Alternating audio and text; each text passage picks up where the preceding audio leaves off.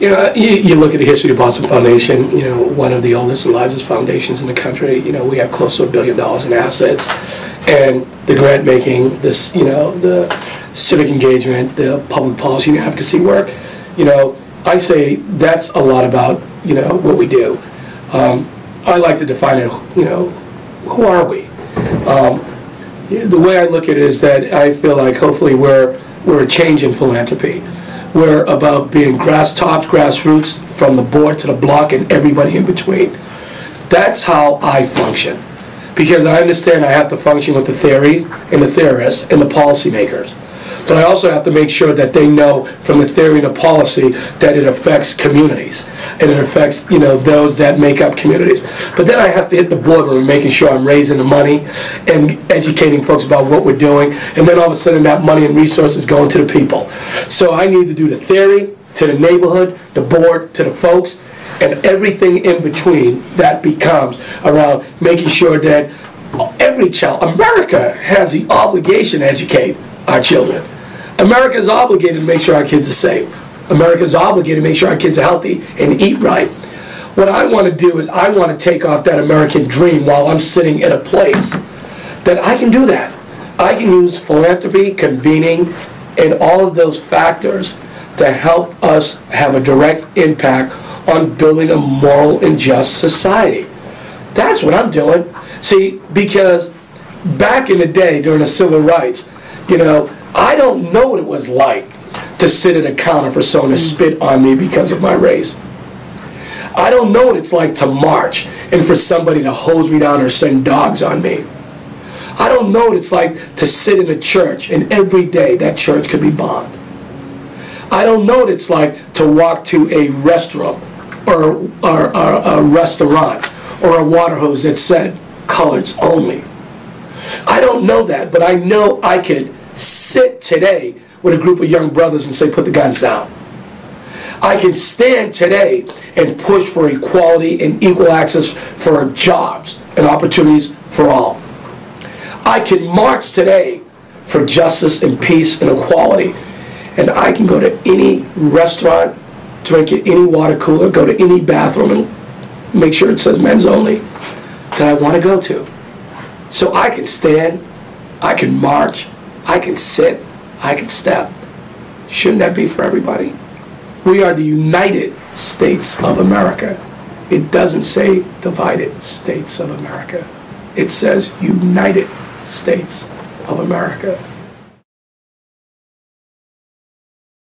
Street Safe, one of the most comprehensive youth violence initiatives in the country.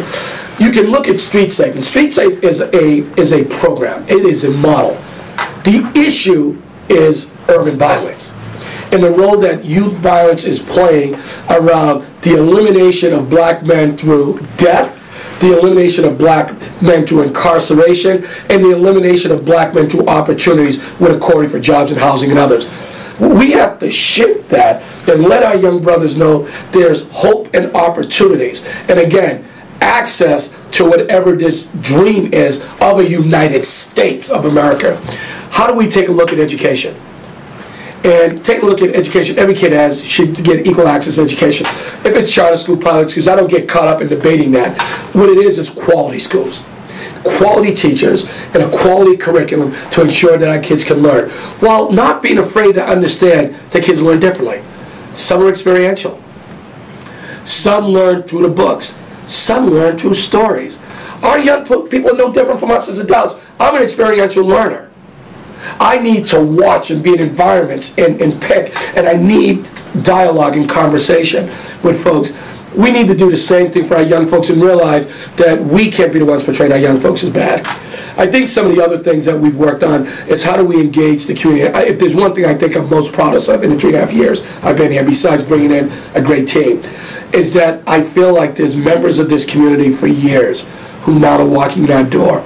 So if you're African American, if you're Latino, if you're Asian, if you're from the LGBT community, you're welcome. This is your community foundation, and we want to hear from you. See, you know, it's interesting. My definition of philanthropy is it's an investment. It's an investment in change. It's an investment in people. It's an investment in opportunities. Grant making is easy. You can sit back. You know, if I give away 70 grants a quarter, if I give away 70 and reject 30, those 70 are going to say thank you, and the other 30 are going to say, ah. So it doesn't really matter who gets it some way, because that's grant making. That's the old way. Investment is if you're taking a look at issues, or you're taking a look at policy, or if you're taking a look at opportunities. To me, it's about engaging, knowing, understanding, partnering, being involved, taking it personal, and knowing that you're having a partnership and team approach to working towards solving an issue on a long-term sustainable model. Short-term could be the ideas and trying out something, but long-term we have to build it and sustain it. And I think the role, or a new role that philanthropy needs to play, is in that. It's almost putting yourself out there. Putting yourself out there and almost being part of the struggle that those that we're looking to invest in are addressing. And that's just a personal that I actually believe.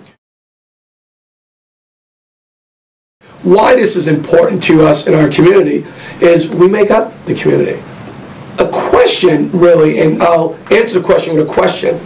I'd ask the folks in our community, do we know the names of every single CEO or head of a major philanthropy in Boston? See, we usually know the names of the mayor, the governor, our city council, our state reps, and our partnering nonprofits. But do we know the CEOs? Have we invited them out? Or have we expected them to come out to hear from us, to partner with us? Mm-hmm. See, that's what we need to do. And that's when I start thinking about, you know, New England Blacks in Philanthropy and NEBIP, and you think of that, what is the role that we're engaged on a personal level, on a social level, at a level of consciousness, and a level of decision making on how philanthropy and those dollars and policies are impacting and affecting us, seeing that we're the ones in the community that are being impacted and affected. It doesn't mean because I'm black I know it all. No.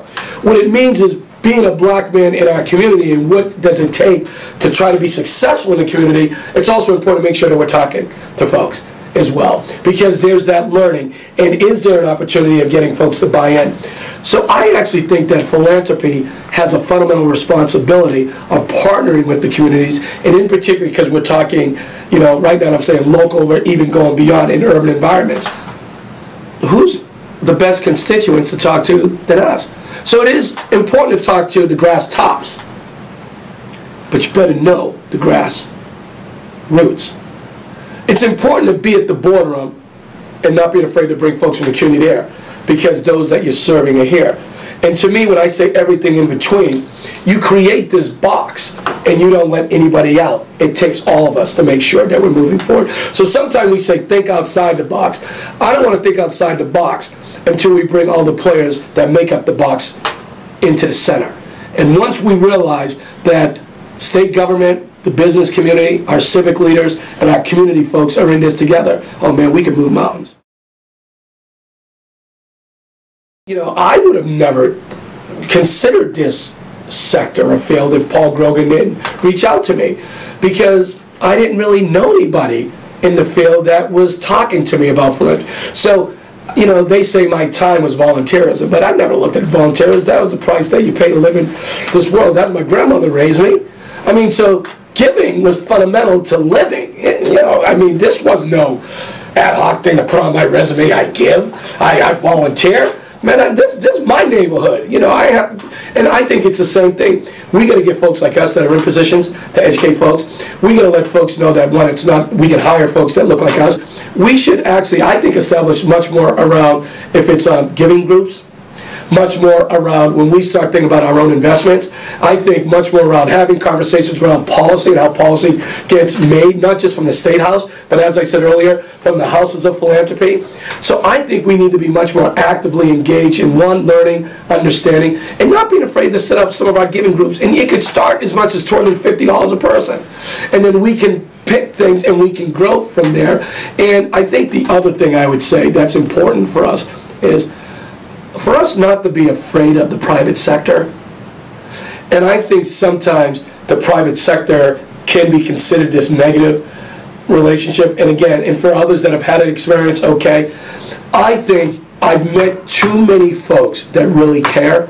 I think the biggest issue I've seen is they don't know how to get engaged.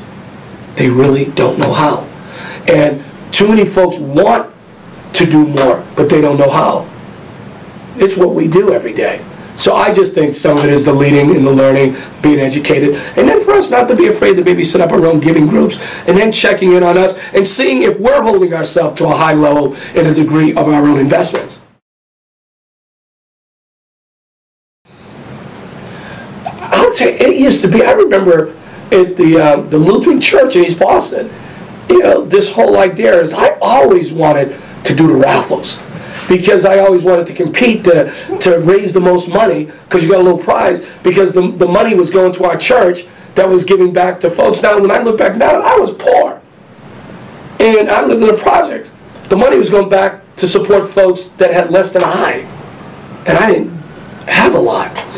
So, I don't know that philanthropy, volunteerism. No, that was like this ethic of, let's raise money so we can help others out.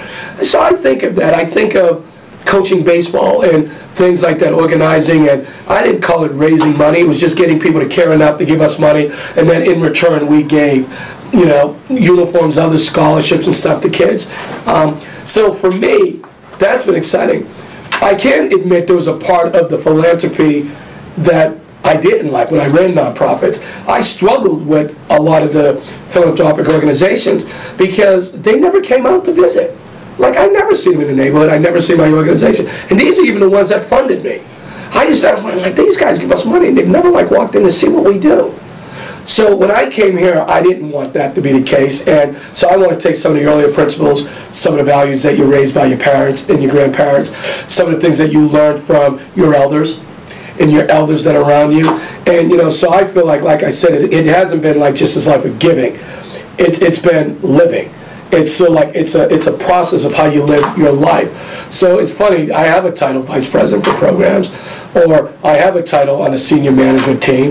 You have all those titles, but what do those titles mean if you're not putting the time, energy, and resources in that's going to make fundamental change in those that we want to serve, and not those that are less fortunate, because sometimes some of the same folks that are considered fortunate have empty hearts and empty souls. So sometimes I say, if you have to guilt yourself to fill it by doing something right, I'm all right with that. From the grass tops to the grassroots to the board to the block, and health is in between. So it is high-touch philanthropy. It's much more collegial and partnership. I think philanthropy needs to do what community organizations do. When community organizations are struggling or sometimes it's tough, they organize. People meet. People come together. Philanthropy needs to talk to each other more. Philanthropy needs to have a sense of ownership and purpose. There needs to be a level of consistency amongst us and how we do work. I think what we need to do is we need to talk more to the constituents and those out in the community. So I think we need to do this. I also think that philanthropy has to be a profession. It has to be a profession.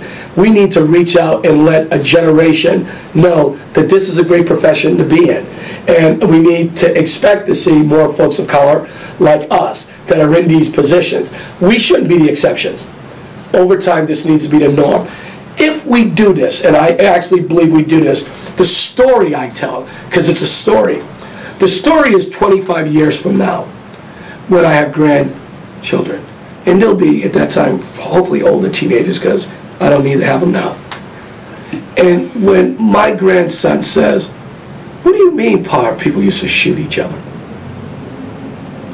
What do you mean kids didn't go to high school or graduate? What do you mean only a small percentage of black and brown skin kids graduated college? What do you mean that, we can run companies and be principals? Grandpa, that happened? Huh? See, what I want to create is a shock system that the next generation can't believe that we allowed a generation to have to go through this. That in their mind, they can't fathom it, which is good, because all they are is about progress.